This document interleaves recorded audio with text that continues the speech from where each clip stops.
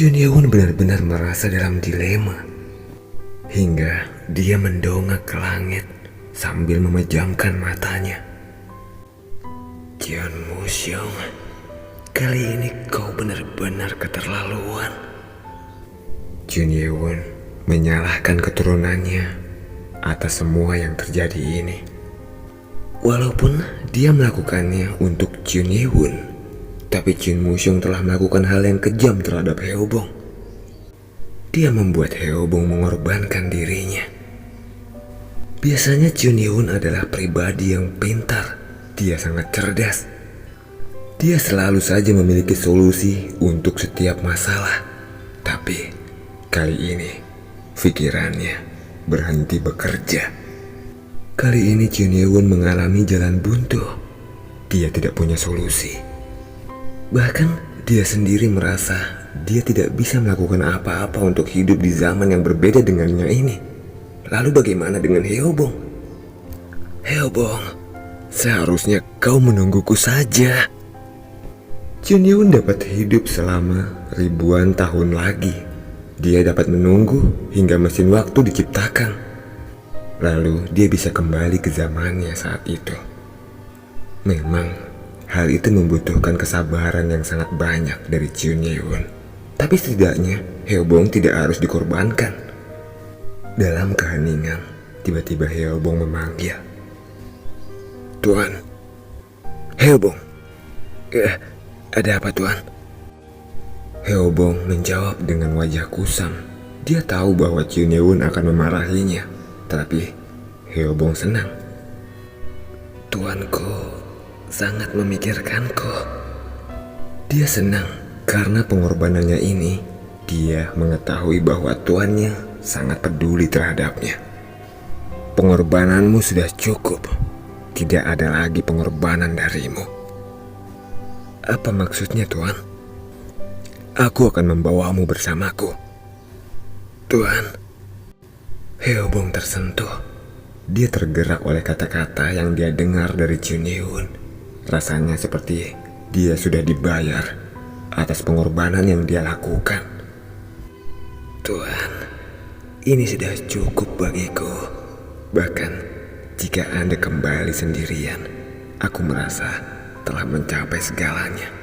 Aku puas Tuan. Jun Yeon tidak pernah mengatakan omong kosong. Jadi apa yang dia katakan selalu dapat dia buktikan. Tapi saat ini Jun Yeon masih belum memiliki cara untuk membawa Hyeobong kembali. Bagaimanapun, aku harus dapat menemukannya. Cara untuk membawa Hyeobong kembali bersamaku. Ada satu pemikiran yang muncul di benak Jun Yeon. Jika mesin waktu yang tersembunyi itu benar-benar mesin, maka dia bisa meminta Nano untuk melakukan analisis. Jika sistem Nano masih dikunci atau menolak, maka dia hanya akan menemukan ilmuwan yang brilian dan menemukan caranya. Jun Yeon berencana membuat jet waktu dengan mesin waktu yang tersembunyi itu. Tapi hal pertama yang harus dilakukan adalah menemukan mesin waktu itu. Hyeobong? Iya Lord. Di mana objek surgawi itu berada? Dengan ekspresi seperti ingin meminta maaf, Hyeobong menjawab. Tuan, sebelumnya aku meminta maaf. Aku tidak tahu persis di mana itu. Tetapi aku punya sandinya. Sandi? Apa maksudmu? Tanpa berlama-lama, Jun Yeon menyentuh dahi Hyeobong. Hyeobong, kau menyembunyikan sesuatu yang lain, bukan? Itu, aku minta maaf, Yang Mulia. Hyeobong membenturkan kepalanya ke tanah. Meski sedang terluka, dia terus membenturkan kepalanya ke tanah lagi dan lagi. Dengan kesal, Jun Yeon mengangkat tangannya dan tubuh Hyeobong terangkat ke udara. Cepat katakan, apa yang kau sembunyikan? Sebenarnya ada satu hal yang membuat Jun Yeon khawatir. Great Guardian Ma Rayun dengan jelas mengatakan bahwa ada 3 warisan dari Chunma yang tertinggal. Jun Ye-won sangat berharap itu tidak benar, tapi ternyata Hyeobong sepertinya menyembunyikan sesuatu. Hyeobong, bukan hanya kau yang menungguku kan? Hyeobong menjawab dengan gugup. Benar, Yang Mulia. Astaga, jika terus begini, aku bisa gila. Sakit kepala Chun Ye-won seakan sudah mencapai puncaknya. Dia benar-benar tidak menyangka bahwa kesetiaan bawahannya akan berakhir menggigitnya seperti ini. Siapa lagi? Katakan padaku, siapa lagi yang menungguku? Selain Hyeobong, ada 2 orang lain lagi yang berhasil menyerap darah dari binatang roh. Hyeobong menggenggam tangannya dan menjawab, Tuan, jika hanya 1 orang yang menunggu Anda, tidak ada jaminan akan selamat.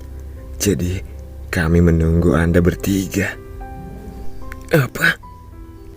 Baekgi menjalankan hibernasi setelah dia memiliki keturunan dan memalsukan kematiannya. Dia langsung masuk ke hibernasi bersama dengan istriku. Apa? Istrimu? Siapa istrimu? Chun Ye-won benar-benar terkejut. Sejauh yang Chun Ye-won ketahui, Baekgi belum menikah.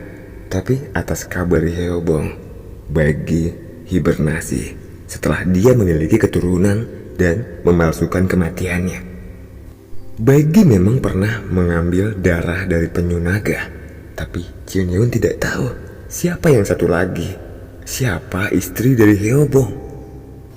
Jadi kau datang ke sini bersama dengan istrimu. Siapa dia? Dia Moon Ran-yong, Yang Mulia. Astaga. Chun Ye-won terdiam sejenak. Dia kehilangan kata-kata. Moon Ran-yong yang dibicarakan oleh Hyeobong ini adalah seorang Great Elder dalam sekte iblis. Dia adalah orang yang benar-benar loyal, yang tinggal di istana kekaisaran, melindungi darah kilin api untuk waktu yang lama. Karena hari itu Chun Ye-won memberinya posisi Great Elder. Moon Ran-yong? Iya, tuanku. Hyeobong tersenyum malu-malu. Chun Ye-won menatap Hyeobong dengan mata melebar. Dia menikahi seorang wanita yang lebih tua, bahkan usianya beda 100 tahun dengan Hyeobong. Selain itu, Moon Ran-yong dia adalah leluhur Moonku. Moon Ran-yong berasal dari klan yang sama dengan Moonku, kekasih Chun Ye-won. Chun Ye-won benar-benar syok mendengar berita ini. Bahkan Chun Ye-won yang tidak pernah mudah terkejut, sangat terkejut dengan berita ini. Hyeobong, kau ini benar-benar... Aku kehabisan kata-kata. Aku gak bisa bilang apa-apa lagi kepadamu. Tuan, aku sendiri juga gak tahu kenapa akhirnya berakhir seperti itu.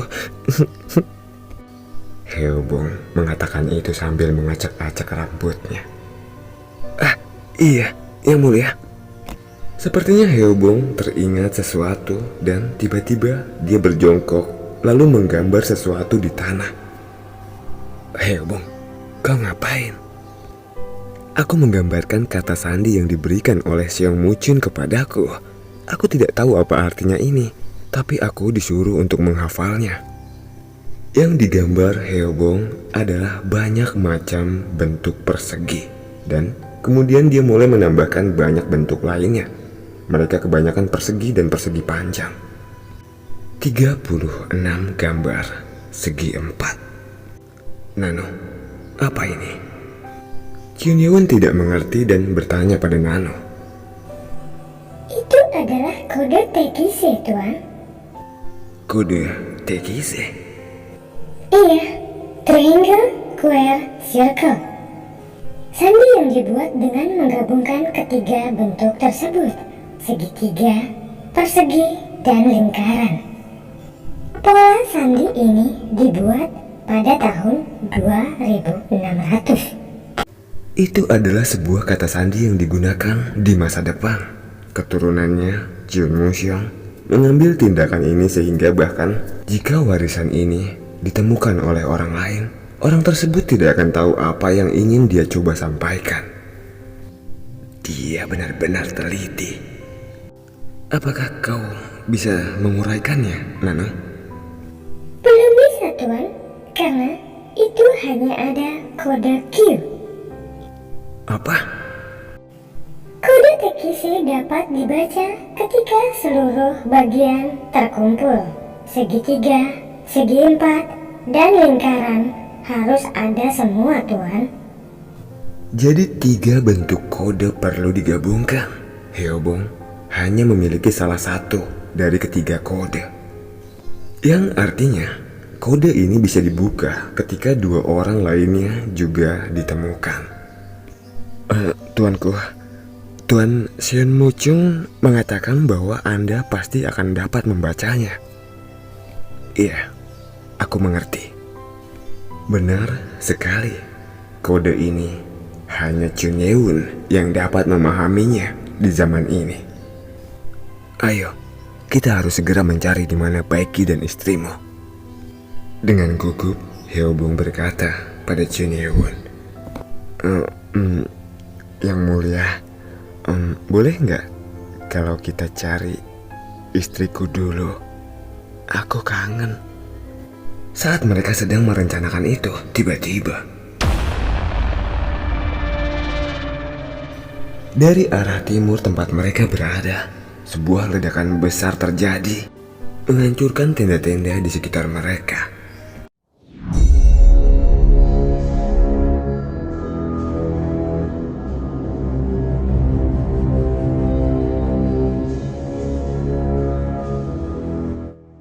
Di sebuah gunung lain yang berjarak 2,5 km dari Gunung Hanbaek, terlihat sebuah kelompok sedang berbincang.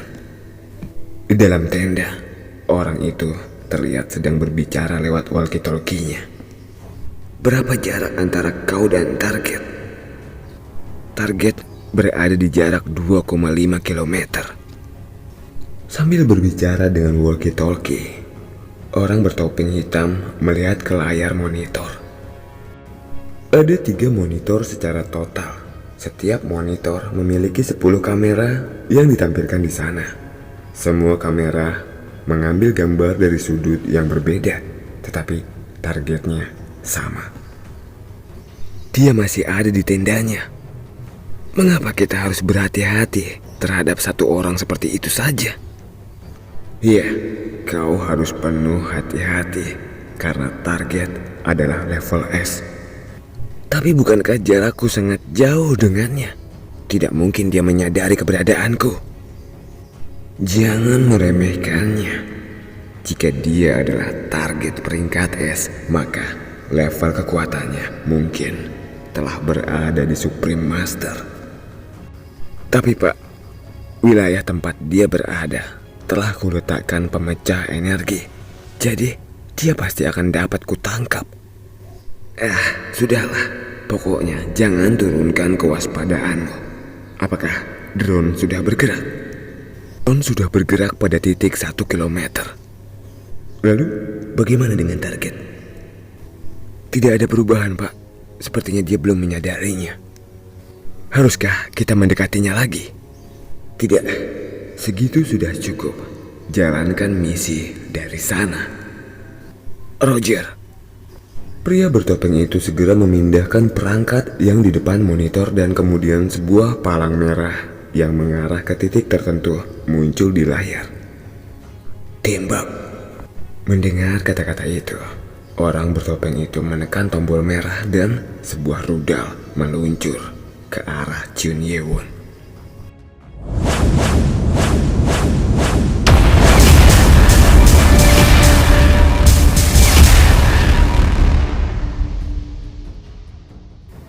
rudal membombardir barak tempat Chun Yeon berada secara bersamaan. Daerah itu benar-benar hancur lebur. Lapor, tugas selesai. Pria bertopeng itu melapor sambil melihat ke arah layar. Aku akan mundur dan pergi dari sini sebelum Badan Nasional datang. Ledakan sebesar itu pasti akan diperhatikan oleh Biro Pertahanan. Sebelum itu, mereka harus memanggil kembali drone dan pergi dari sana.